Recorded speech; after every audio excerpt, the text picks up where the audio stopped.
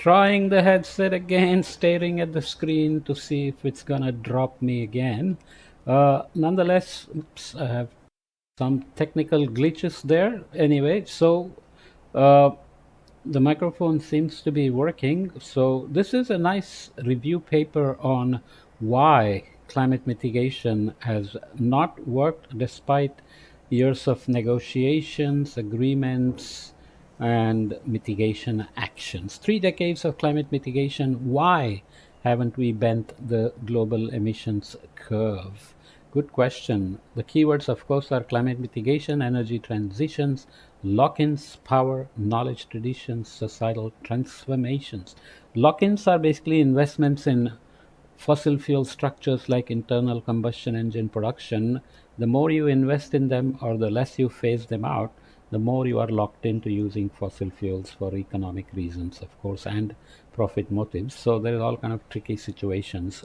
What's the abstract? Despite 3 decades of political efforts and a wealth of research on the causes and catastrophic impacts of climate change, global carbon dioxide emissions have continued to rise and are 60% higher today than they were in 1990. Exploring this rise through 9 thematic lenses covering issues of climate governance, the fossil fuel industry, geopolitics, economics, mitigation modeling, energy systems, inequity, lifestyles, and social imaginaries, which is basically about the lifestyles we could be having in a carbon free world.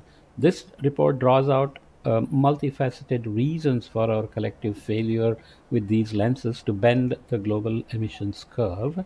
However, a common thread that emerges across the reviewed literature is the central role of power manifest in many forms from a dogmatical political, social, political economic hegemony and influential vested interests like oil companies to narrow techno-economic mindsets and ideologies of control. Synthesizing the various impediments to mitigation reveals how delivering on the commitments enshrined in the Paris Agreement now requires an urgent and unprecedented transformation away from today's carbon and energy intensive development paradigm. Right? Are we really even able to go away from this? I've discussed the evolutionary baggage we have that may prevent collective global action elsewhere in uh, the series under climate and human evolution, which I'll also post here in this series under new findings in climate change. So I place the podcasts in different sections based on their relevance. Of course, you have know all the definitions: IPCC, Intergovernmental Panel on Climate Change, United Nations Framework Convention on Climate Change, the Kyoto Protocol, which was the international treaty that included legally binding requirements for industrialized nations to limit or reduce their greenhouse gas emissions and failed fantastically. Paris Agreement is the new one. It's the international treaty in which 191 countries have committed to limit global average temperature rise to well below 2 degrees C and pursue 1.5 degrees C through voluntary, nationally determined contributions.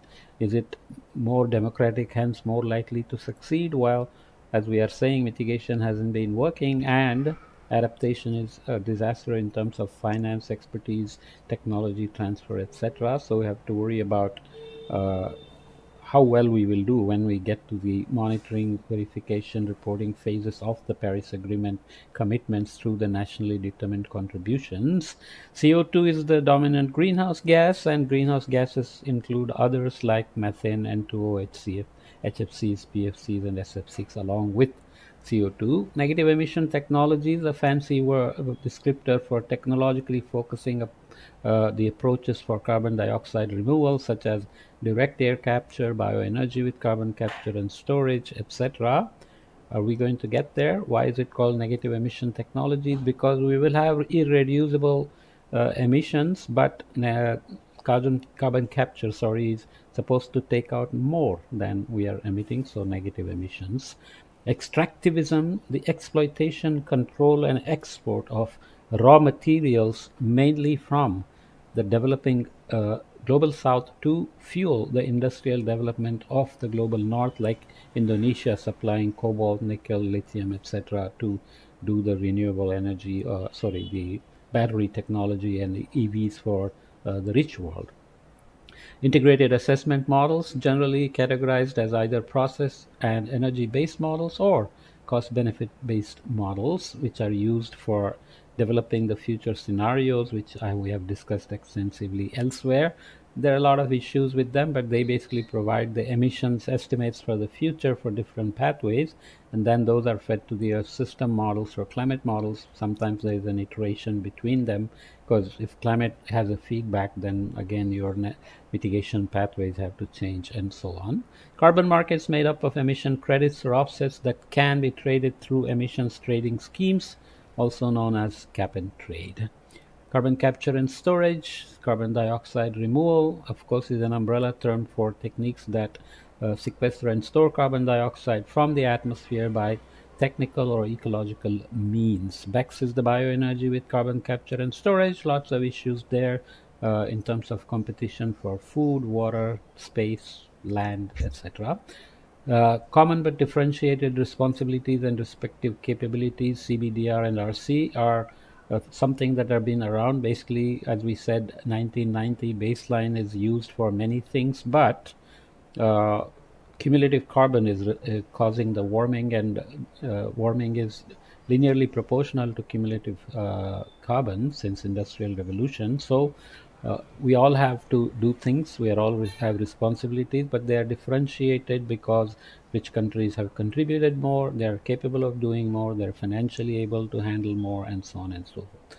Social imaginaries are collective images of how we might live in a counterfactual world, or in a world where we reached complete decarbonization of some sort, or remained or reached sustainable pathways using carbon capture, let's say. Okay.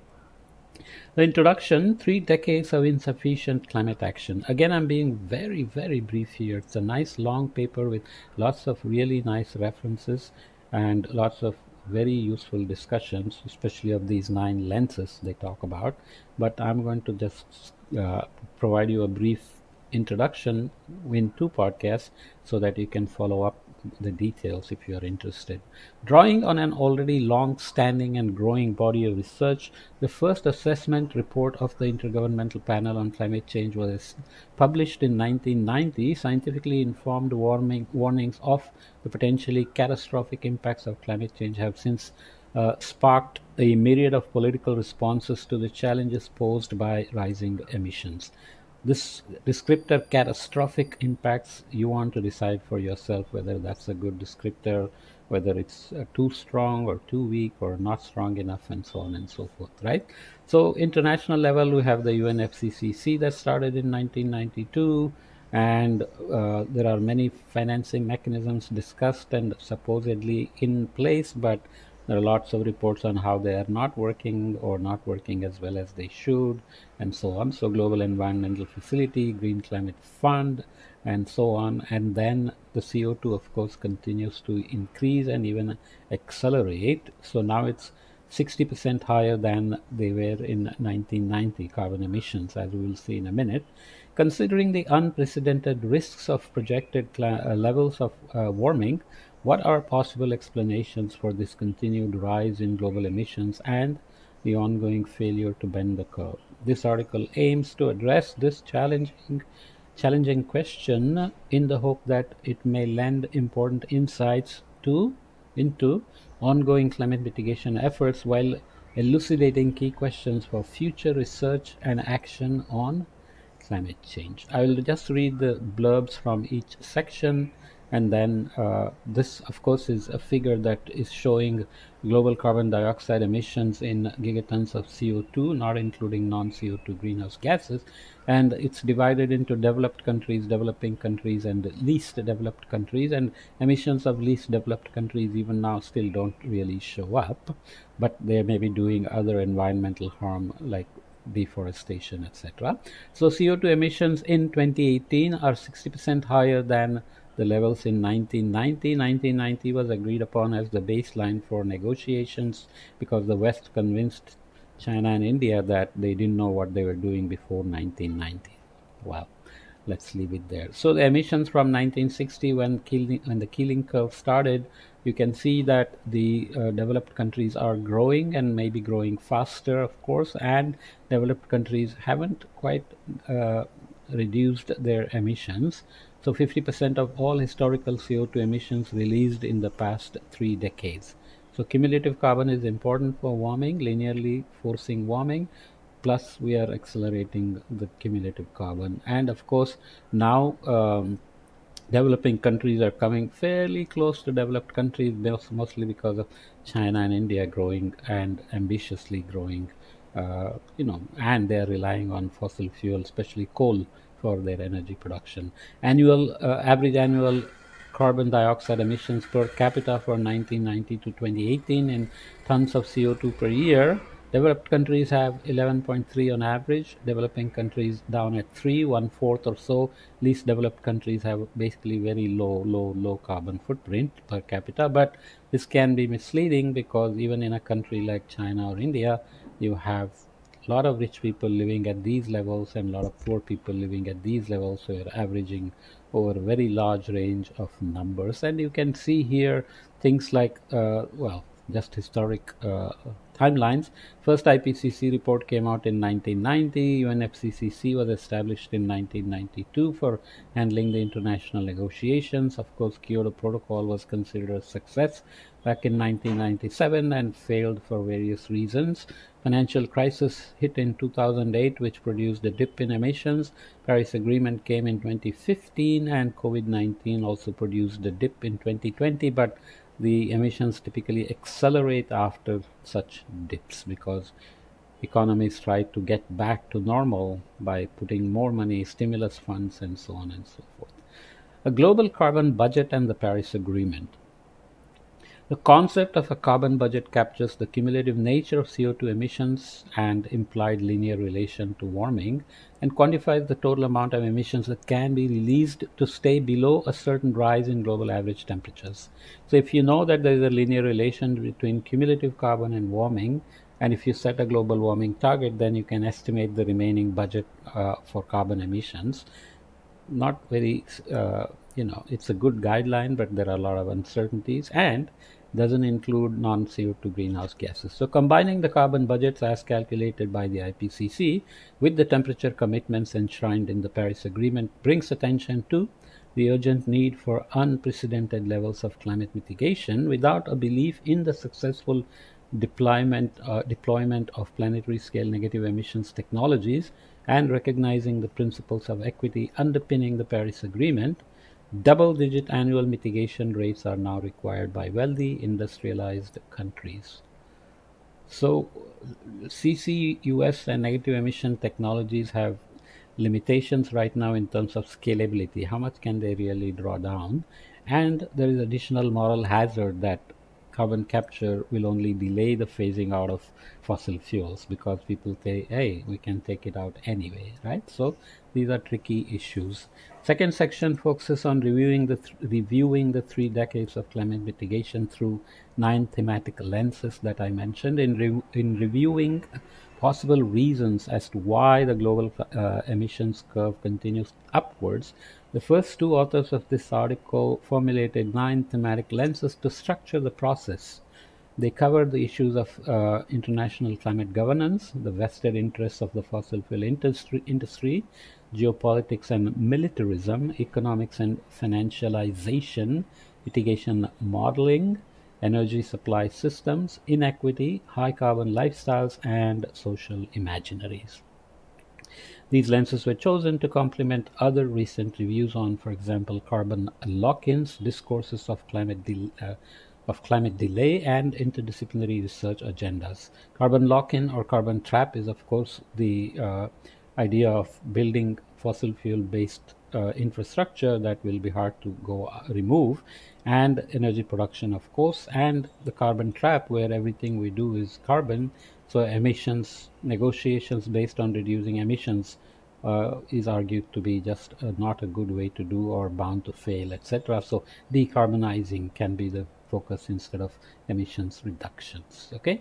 Thirdly, governance, geopolitics, and vested interests. So the so-called Davos cluster engages the 3 lenses of international climate governance, the vested interests of the fossil fuel industry, and the entrenched nature of geopolitics and militarism to explore how effective mitigation has been and continues to be obstructed. The fourth one is economics, mitigation, modeling, and energy, the enabler cluster. The three different lenses captured within the enabler cluster explore ways in which orthodox schools of economics and financialization, dominant forms of mitigation, modeling, and energy supply systems have contributed to the failure to bend the global emissions curve. Finally, the fifth one is equity, lifestyles, and imaginaries, the ostrich and phoenix cluster. Ostrich is burying your head in the sand, and phoenix is something that rises out of the ashes. Final grouping of the three distinct lenses forms the ostrich and phoenix cluster, which reflects on the underlying dynamics of inequity, the psychology and social practices of high carbon lifestyles, and social imaginaries for a post-carbon future or post-carbon futures. These expose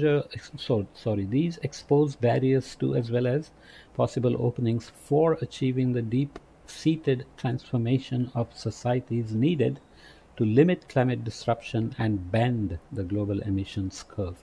Let's look at this figure and then we'll come back and conclude with the podcast on discussion and conclusions with some summary points. This is a fairly straightforward figure that's showing primary energy supply in linear scale in exajoules starting from the Industrial Revolution. Biomass has increased, and of course, petroleum products took off in the 20th century. Coal and natural gas have also picked up natural gas more lately, but coal is not phasing out, which is a problem. Biomass, hydro, nuclear, wind, solar, geothermal are increasing, but obviously these are still dominating.